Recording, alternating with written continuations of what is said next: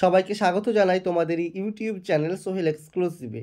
শিক্ষক নিয়োগ সংক্রান্ত গেজেট ইতিমধ্যেই প্রকাশিত হয়ে গিয়েছে, তোমরা সেটা জানো। ভিডিও আকারে পাবলিশ করে দিয়েছি এবং জানানো যাচ্ছে 9, 10, 11, 12-এর শিক্ষক নিয়োগের ক্ষেত্রে WBPSC অর্থাৎ পশ্চিমবঙ্গ পাবলিক সার্ভিস কমিশন নাকি পরীক্ষাটা কন্ডাক্ট করবে। তো যাই হোক, সবার দাবি ছিল রাষ্ট্রবিজ্ঞান বিষয়টির সিলেবাস। প্রথমেই বলেছি আমি ভিডিওতে, সিলেবাস এখনও আলোচনা হয়নি। সিলেবাস কি হবে সেটা নিয়ে নোটিশ শুধুমাত্র পাবলিশ করেছে মাননীয় রাজ্যপাল মহাশয়। নোটিফিকেশনের মাধ্যমে পিএসসিকে জানিয়েছে, স্কুল ডিপার্টমেন্টকে জানিয়েছে। এবার স্কুল ডিপার্টমেন্ট এবং এই যে পিএসসি আছে তারা আলোচনা করবে, আলোচনা করে সিলেবাস তৈরি করবে। তার আগে পুরনো একটা সিলেবাস ছিল, আগে যেহেতু পিএসসি স্কুল সার্ভিস কমিশনের এক্সাম টিচার নিয়োগের এক্সাম নিত, ঠিক আছে। কেন দেখো, বিহারের যে শিক্ষক, সেই বিহারের শিক্ষক কিন্তু নিযুক্ত করে কারা? বিপিএসসি অর্থাৎ বিহার পাবলিক সার্ভিস কমিশন, ঠিক আছে। কাজে এটা নিয়ে কোনো আর কি মাথা নষ্ট করার মতো, বিভ্রান্ত হওয়ার মতো কোনো কারণ নেই। আগে অন্যান্য বিষয়েও পরীক্ষা হতো, ঠিক আছে, কিন্তু আমরা জেনেছিলাম কি 2 নম্বরের পরীক্ষা হতো আগে, 2 নম্বরের করে এসিকিউ টাইপের একটা প্রশ্ন হতো। কিন্তু এবার থেকে এমসিকিউ প্রশ্ন চালু হয়েছে। 2016 সালে স্কুল সার্ভিস কমিশন এক্সাম নিয়েছে, এসএলএসটি, সেই অনুযায়ী হয়েছে। যাই হোক, কী সিলেবাসটা ছিল পুরনো সেটা নিয়ে জানবো। একটু কথাগুলো ধৈর্য সহকারে সবাই শোনার চেষ্টা করবে। হয়তো বেশি বকবক করছি মনে হতে পারে, কিন্তু সবার কাছে অনুরোধ, একটু ধৈর্য সহকারে শোনো, কাজে লাগবে। রাষ্ট্রবিজ্ঞান বিষয় সম্পর্কে আমি আলোচনা করছি, অন্যান্য বিষয় নয়।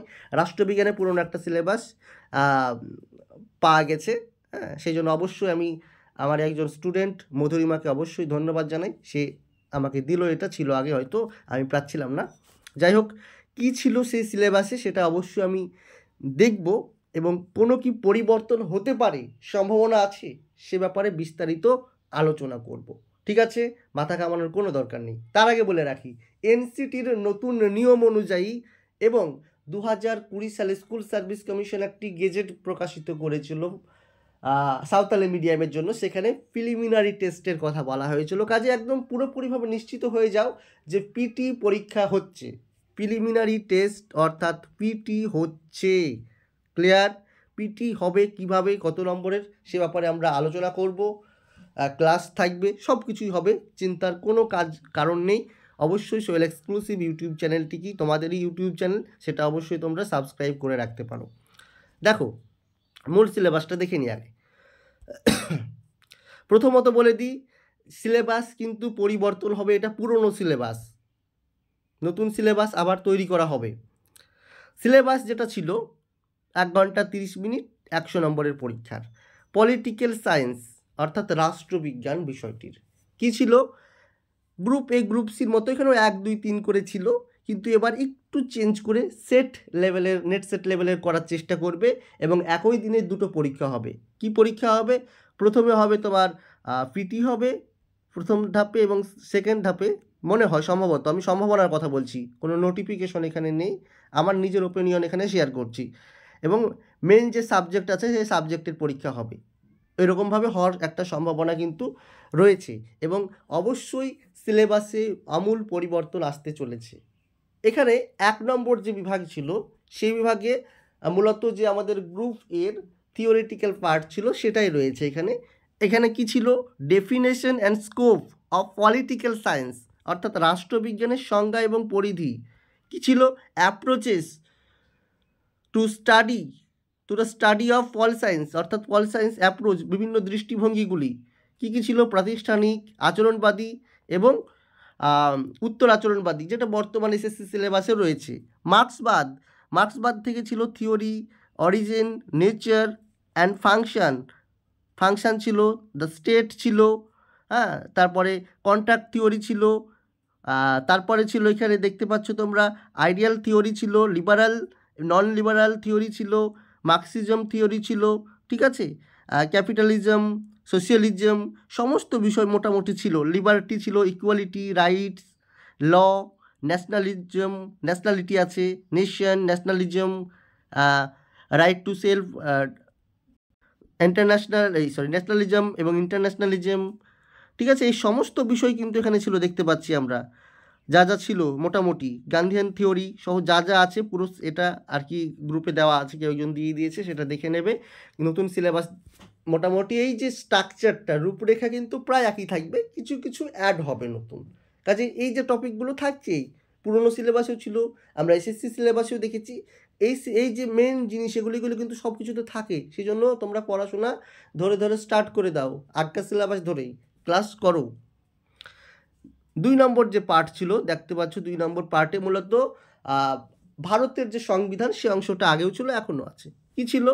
ফ্রেমওয়ার্ক অর্থাৎ ফাংশন ছিল ভারতীয় যে কনস্টিটিউশনের, নেচার ছিল, ঠিক আছে, নেচার অফ ইন্ডিয়ান ফেডারেলিজম, ভারতের যুক্তরাষ্ট্র ব্যবস্থার প্রকৃতি ছিল, প্রিয়াম্বেল ছিল, ফান্ডামেন্টাল রাইটস অ্যান্ড ডিউটিস ছিল, ডিপিএসপি ছিল, প্রেসিডেন্ট অফ ইন্ডিয়া ছিল, প্রাইম মিনিস্টার ছিল, তারপরে পার্লামেন্ট ছিল, ঠিক আছে, জুডিশিয়ারি সিস্টেম ছিল, যা যা আর কি থাকে, গভর্নর ছিল, চিফ মিনিস্টার ছিল, সেন্ট্রাল স্টেট রিলেশন ছিল, local self government in West Bengal ছিল, যা যা আছে মোটামুটি ওটা একটু বিস্তারিতভাবে দিয়েছে, এটা একটু সংক্ষেপে আছে, একই স্ট্রাকচার থাকতে চলেছে।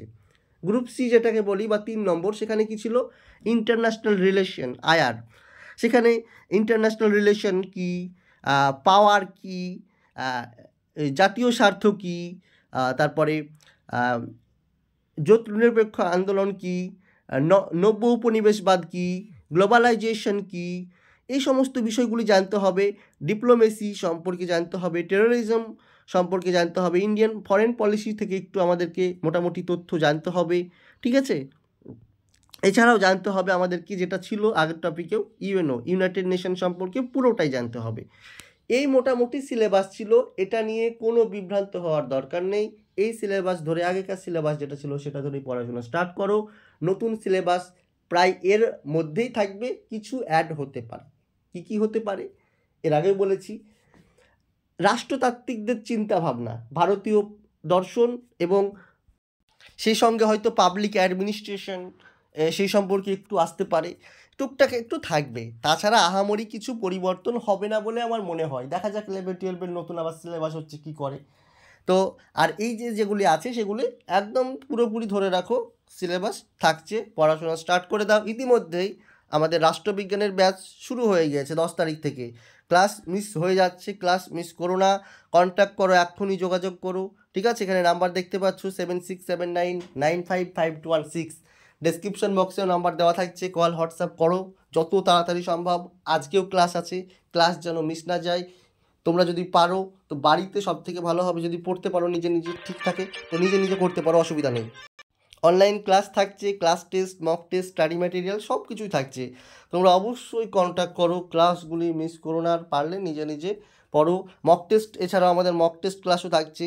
যারা পড়া ক্লিয়ার আছে, মক টেস্ট দিতে চাও, মক টেস্টও দিতে পারো। অবশ্যই 7679955216 এই নম্বরে যোগাযোগ করো। ধন্যবাদ সবাইকে।